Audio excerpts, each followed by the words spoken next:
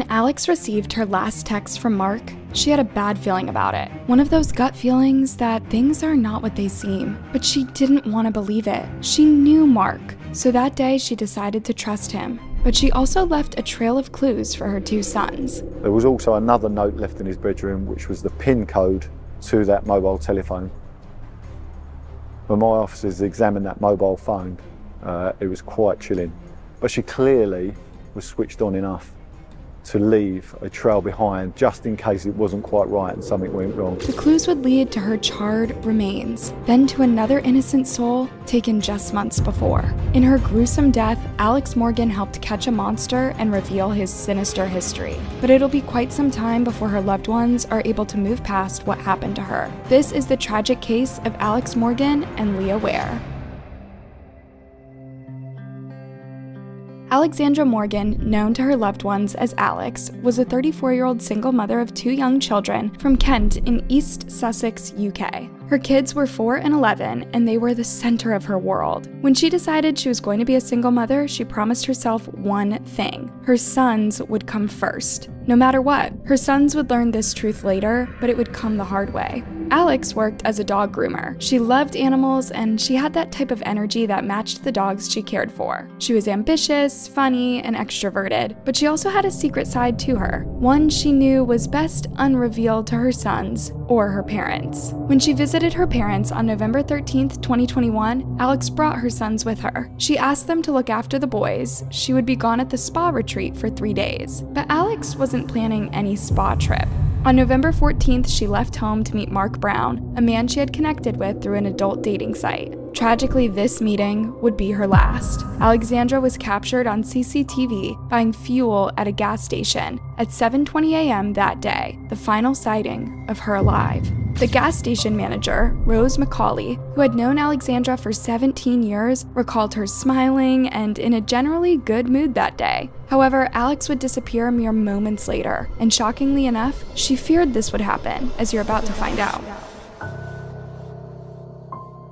When Alexandra failed to return home as planned on November 17th, her parents became concerned and reported her missing. Indeed, it was a full 3 days before anyone contacted authorities. This can happen in cases of missing adults. Alex was 34 and responsible. Those who knew her well believed she was perfectly fine on her own 2 feet. Plus, her parents knew how much she loved her son, so there wasn't any scenario in their minds where Alex wouldn't come home to them. They attributed her lack of responsiveness as a part of her me-time spa retreat, and they waited patiently to see her in their doorway on November 17th. But when that did not happen, they immediately knew that something had gone very wrong. Alex would never abandon her family, and it wasn't long into the investigation that detectives uncovered Alex's eerie clues. You see, Alex had some hunches, but she did not shy away from meeting Mark Brown anyway. However, she thought she'd leave some clues for her sons, just in case. Alex had left a note on a desk in her living room for her 11-year-old son which read,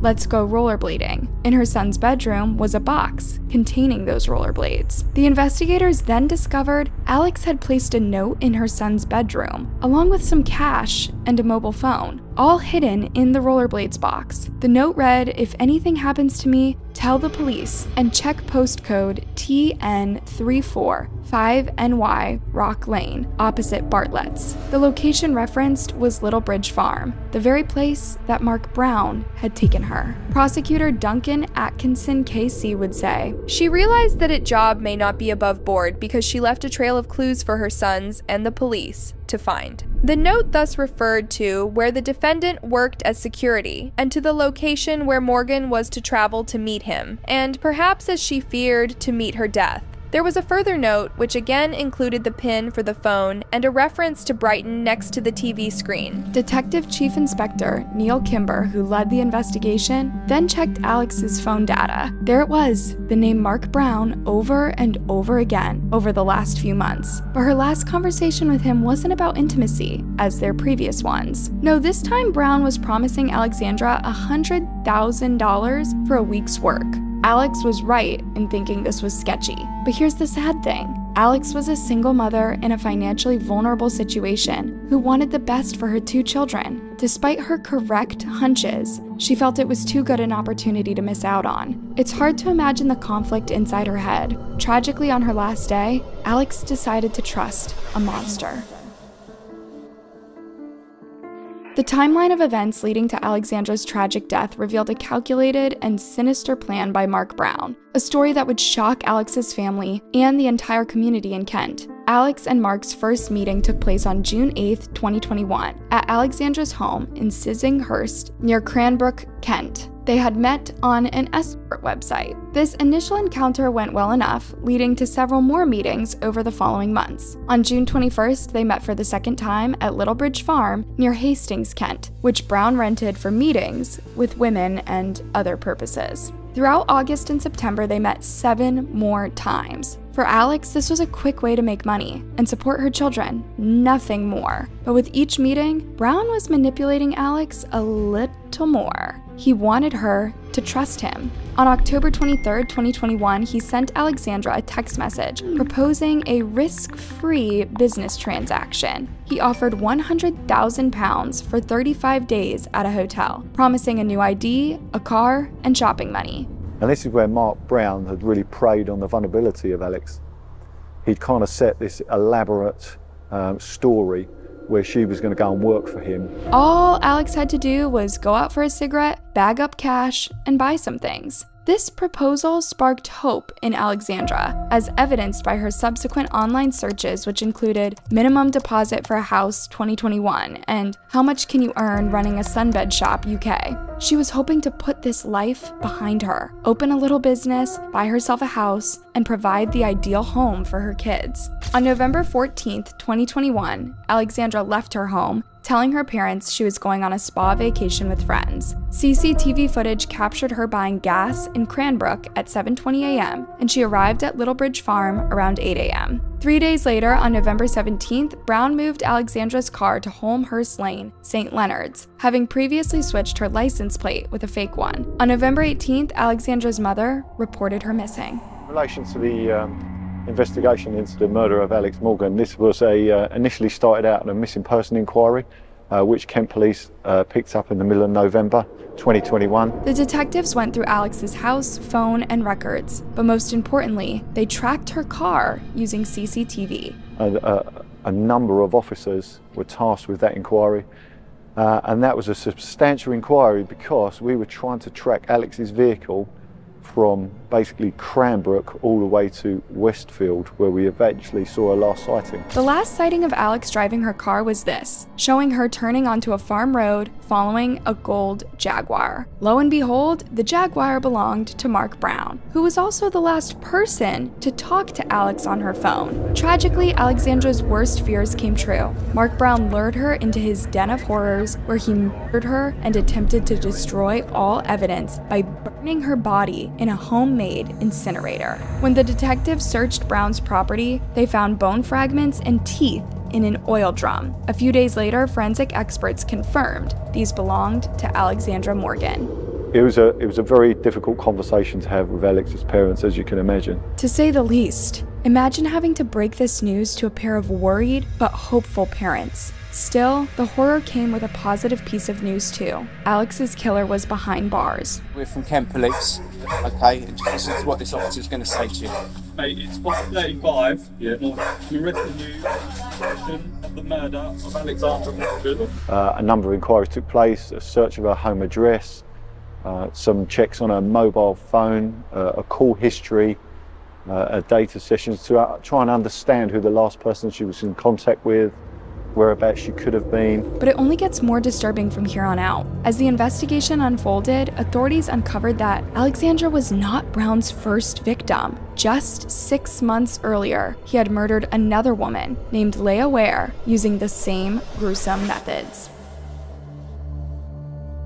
Leah Ware was 33 years old and, like Alex, was a mother, though she did not have custody of her children. She was known as an animal lover, devoted to her pets, including a horse, goats, and dogs. Leah had met Mark Brown in March 2018 through the same escort website, where he would later connect with Alex. By late 2018, Brown and Leah were in a relationship, with Leah eventually moving into a shipping container on Brown's rented farm property. Leah's mother described her daughter as an angel, noting that while Leah struggled with substance use issues and mental health challenges, she was working hard to regain custody of her children. Tragically, Leah disappeared without a trace in May 2021. The last outgoing call from her phone was on May 7th at 8:55 a.m., the day detectives believe she was murdered. Leah Ware was reported as a missing person to Sussex Police by Kent Police after they found prescription medication belonging to Leah in a vehicle owned by Mark Brown.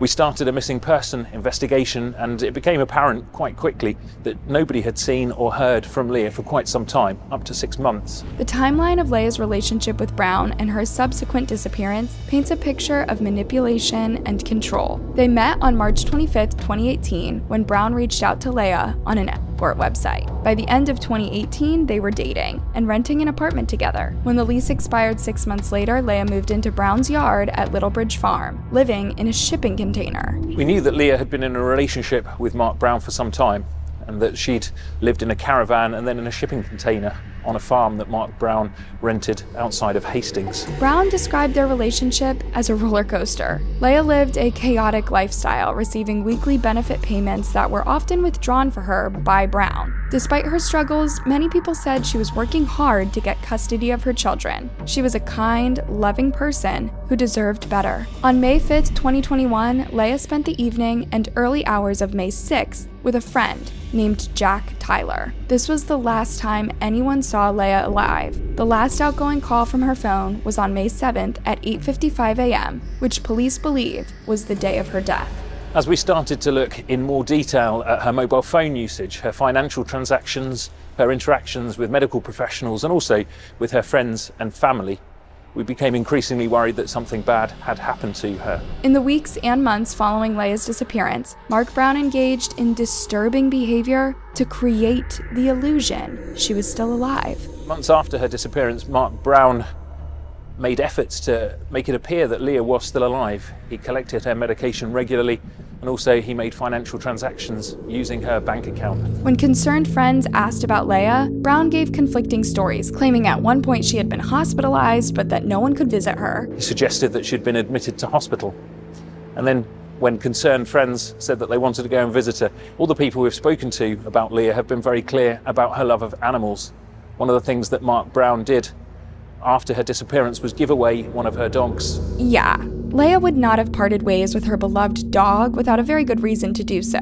And why wouldn't she have notified her friends about a hospital admission or a dog adoption? These were huge news that she would have texted her friends about. Perhaps most chillingly, Brown sent cryptic text messages to an ex-girlfriend just days after meeting Alexandra Morgan, seemingly referencing Leah's murder. He wrote, I'm going to be very careful how I word this. It happened again not very long ago. When disposing of something, it's a very unpleasant thing to do. An old oil drum, 5 liters of diesel, and hey presto, there's not very much left. It gets hot, very hot. It glows almost white. The things I have done weigh heavily on my heart, on my head and my soul. A psychopath with a conscience. It's a joke, really. Yeah, that was who Mark Brown was. In his words, a psychopath with a conscience. But that conscience must be very feeble if he took 2 innocent lives and watched them burn in an oil drum. Leah was a loving and trusting young woman. Sadly, her life wasn't without difficulties, and she became dependent on Mark Brown, and he used that to his advantage until ultimately it led to her death.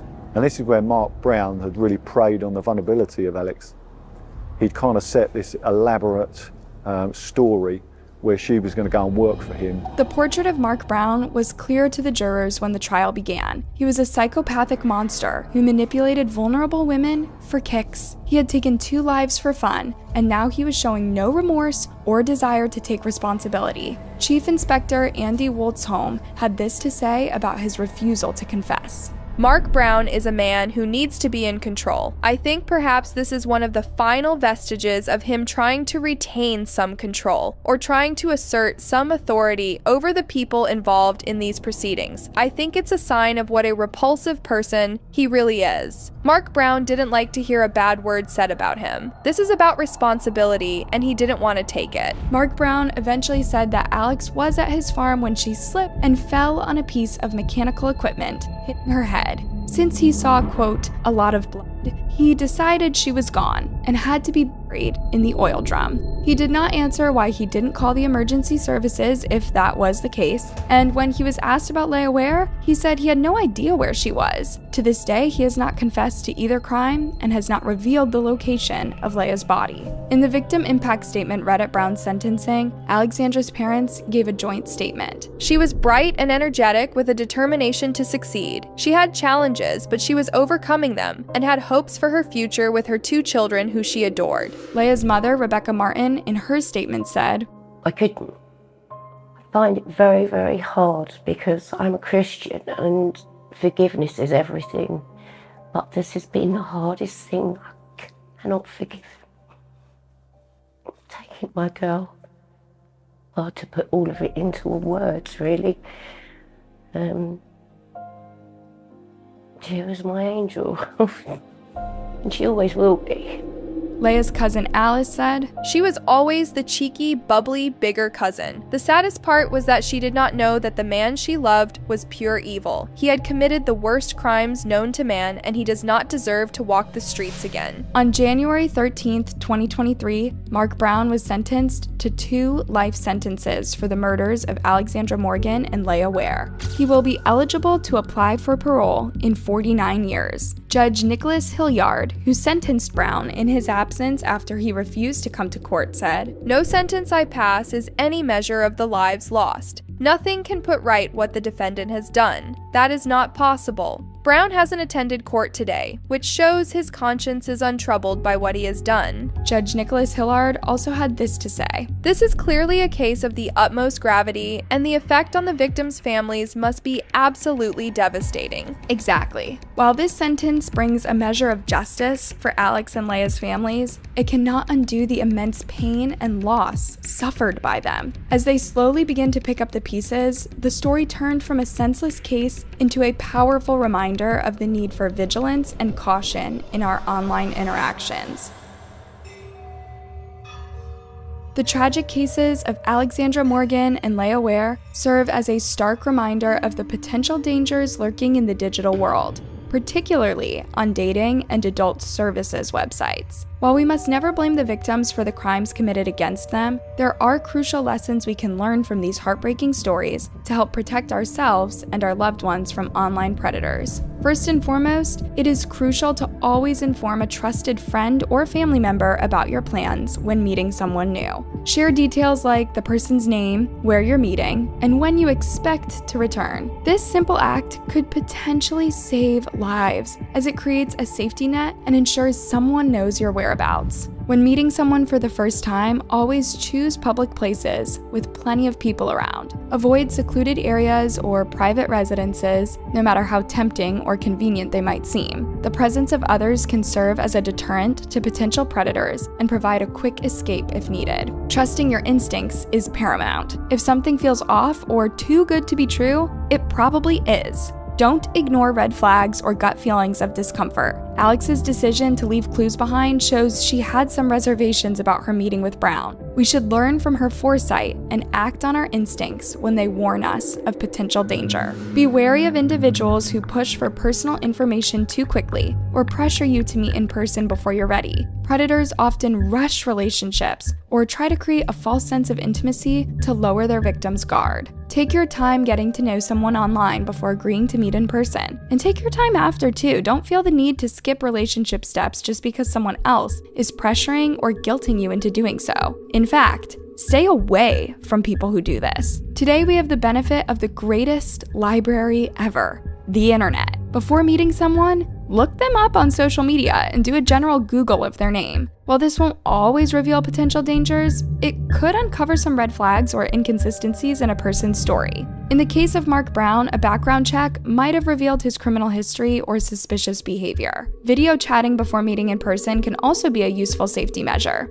It allows you to verify the individual's identity and get a sense of their demeanor before committing to an in-person meeting. If someone is reluctant to video chat or always has excuses for why they can't, this could be a warning sign. When planning to meet, arrange your own transportation to and from the meeting place rather than relying on the other person. This ensures you have control over your ability to leave the situation if you feel uncomfortable. It's also wise to stay sober during initial meetings to keep your judgment clear and your senses alert. While these precautions can help, it's crucial to remember that perpetrators like Mark Brown are skilled manipulators who may gain trust over time. Alex Morgan had met Brown multiple times before the day he murdered her. Leah was described by her family as a voluntary prisoner in Mark's home. She had been subdued and pressured into sharing a home with him as he preyed on her financial and mental vulnerability. So, yeah, it's crucial to maintain caution even as you get to know someone. To prevent future tragedies like those of Alexandra and Leah, we need to tackle this problem from all angles.